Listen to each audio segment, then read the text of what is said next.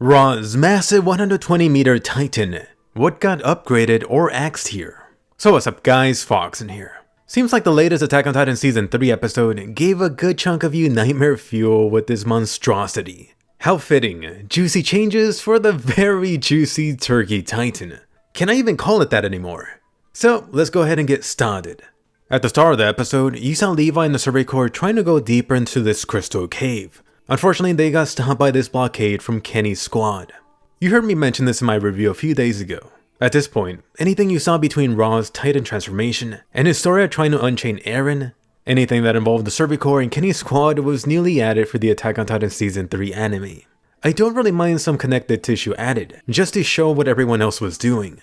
In the manga version, the next time you saw Levi and friends was when Mikasa caught Historia, and then Levi was trying to unleash the beast, which is Mikasa's name for Eren. The next time you saw Kenny's squad was unfortunately when these guys were getting crushed and liquefied by Ra's Titan transformation. More on this later. Next up, you got the new best and kick-ass girl Historia trying to unchain Mr. Crybaby Eren, which were her words by the way. For a few seconds, you do see Historia recalling back to Ymir, and just how much she's been influenced by her. Notice how manga Historia actually recalled back to both Ymir and Frieda. At this point, it seems like the Season 3 anime axed any callbacks that Historia had to Frieda. You could only wonder why. What is Isayama planning?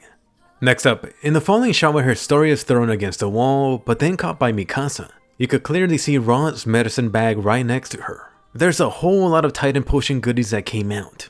Anything related to this bag wasn't actually in the manga version when Mikasa caught Historia. I went ahead and checked back panel by panel in the manga, just trying to see what happened to the bag. Turns out the bag originally flew away before Historia even tried to unchain Eren.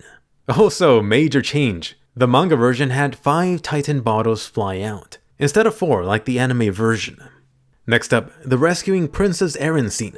So you got a change here with anime Levi unlocking the first shackle that he's holding. You know, since Levi already had the frickin' keys. Manga Levi, for whatever reason, let Koni do the honors first. So, great fix right here.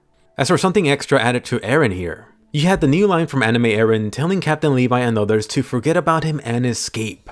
I'm guessing this goes back to what Isayama mentioned about wanting to make Eren appear more useless in the anime version. Complete success.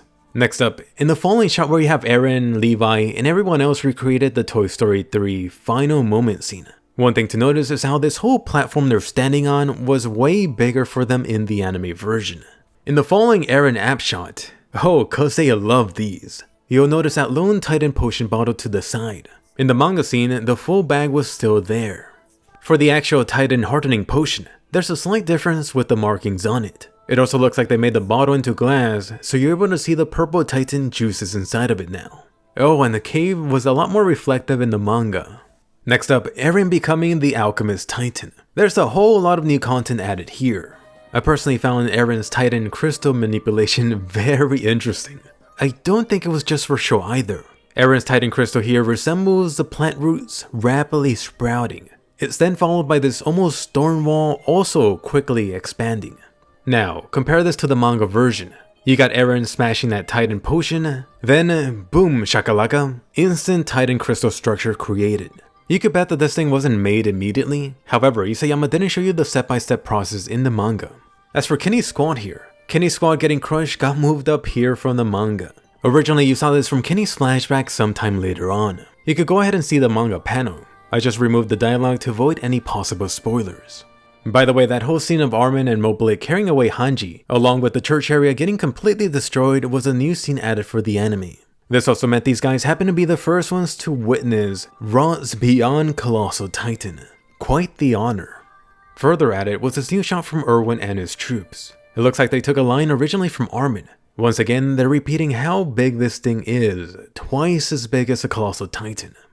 Anyway, back to Eren's rock-hard Crystal Titan. Take a look at how this compares to the manga shot of it. No surprise that the anime crystal is much more detailed. It almost seems like a part of this tree structure, or perhaps crystal Spider-Man webbing.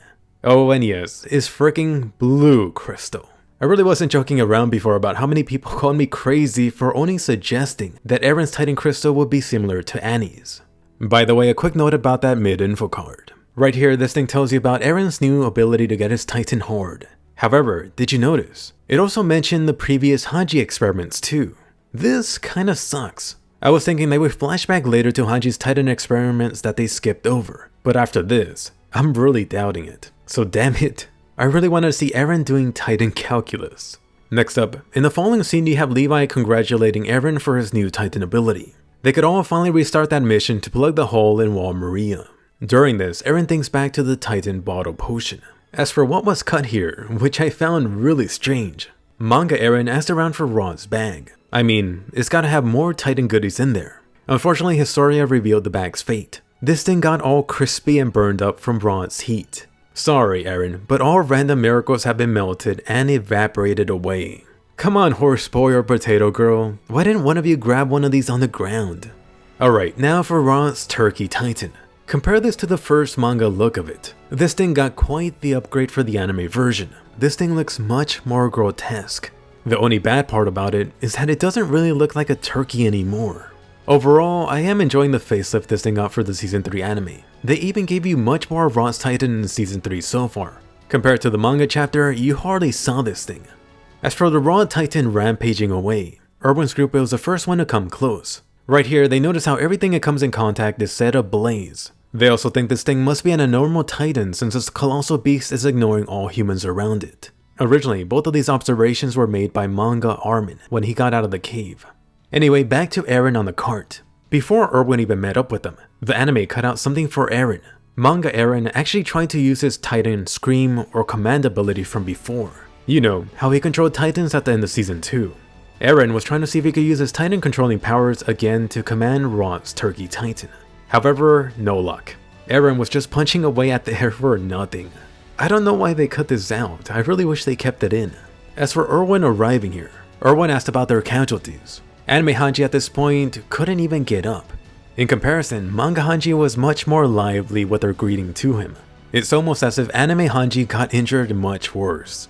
As for the Survey Corps within the district, quite the change right here. For the manga, it cut straight to Erwin's plan to battle Rod's Titan.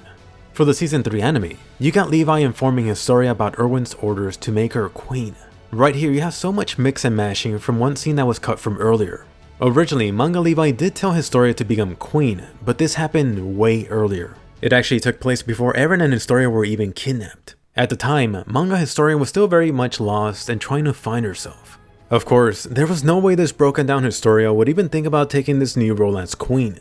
This whole situation led into something else cut from Levi, and I really have mixed feelings on it. Manga Levi had to use his Ackerman persuasion to help Historia make up her mind about becoming queen. Levi even told the poor girl to fight back if she didn't like this destiny chosen for her. Of course, this side of Levi doesn't exist anymore for the anime. Even if you just forget about Levi getting physical with Historia, there still is a good chunk cut out from Levi.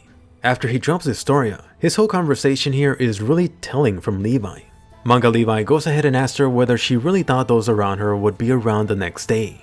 Something like that wasn't what most people even thought about. However, Levi does. Perhaps that's what makes him abnormal. Even so, Levi told her that if all rules were busted down the next day, that he would be faster than any one of them to fight back. Levi would fight back even if it meant facing that hell of Titans again. He's always wanted to put an end to this Titan nightmare that humanity is constantly facing. Levi was totally fine with taking this role of this lunatic who kills people, since he's chosen the hell of humans killing one another over Titans killing humans. At this point, I'm not sure how much of this really got through Historia, but in the end, the more so broken Historia agreed to play the next role that had been decided for her, that being the Queen of the Walls. Overall, I do like how the events played out with the more confident Historia deciding on her own. That being said, it does feel like a loss for Levi to not hear this from him. That's why I'm really hoping that this comes back in some form or another. Anyway, I do love how Historia used this opportunity to demand that condition of hers, about joining this battle. This originally happened a bit later on top of the wall. At this point, Levi had no choice but to let her do whatever she wanted. I mean, Rod was like right next to them. By the way, related to this is that line from Mikasa telling Historia to smack Levi's ass later. I've seen a lot of you questioning this line from her. Why did Mikasa randomly say this? To be fair, Mikasa hasn't always been that big of a fan of Levi, you know, ever since he tenderized Eren at the court. However, this line originally came from the Reiss boss. The Reiss boss told Historia to smash Levi later during their whole fake kidnapping plan.